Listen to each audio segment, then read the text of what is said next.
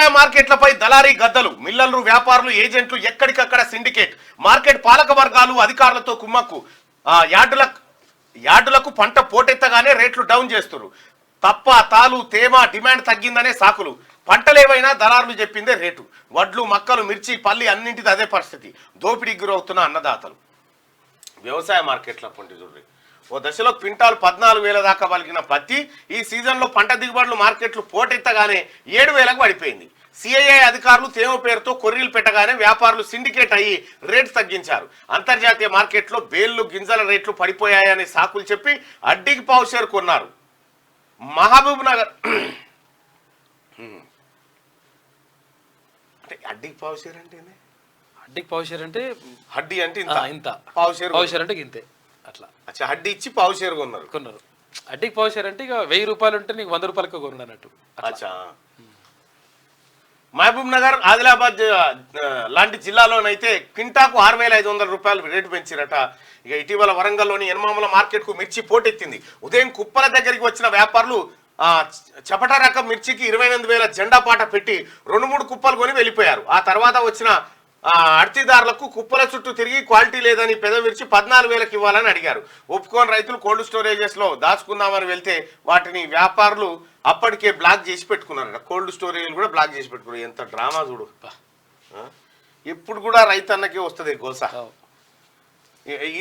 ఇది ఒకటి టైప్ అయితే ఇంకొకటి, మిల్లు లేని దళారికి 220 కోట్ల ధాన్యం ఇచ్చిరట. ఆయనకి మిల్లే లేదట. చూసుకోగా ఒడ్లు వాటమని ఇచ్చిరట మన గత సర్కారు. బీఆర్ఎస్ మాజీ ఎమ్మెల్యే అనుచరుడి అక్రమాలు, 10 లక్షల మెట్రిక్ టన్నుల వడ్లు మాయం, అధికారుల తనిఖీలో బయటపడ్డ భాగవతం. ఈ సీజన్లో కేంద్రం ఏ గ్రేడ్ వడ్లకు 2,203 రూపాయలు, కామన్ రకానికి 2,183 మద్దతు ధర ప్రకటించింది. కానీ జనగామ మార్కెట్లో ట్రేడర్లు కుమ్మక్కై ఈనాం పద్ధతిలో 1,800 నుంచి 1,900 మధ్య కొన్నారు.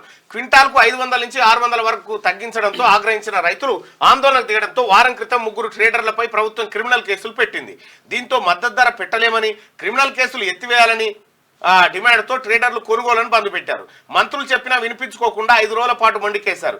చివరకు అధికారులే మెట్టు దిగి ట్రేడర్లతో చర్చలు జరపడంతో మంగళవారం క్వింటాలు 1,713 రూపాయల నుంచి 2,000 దాకా కొన్నారట.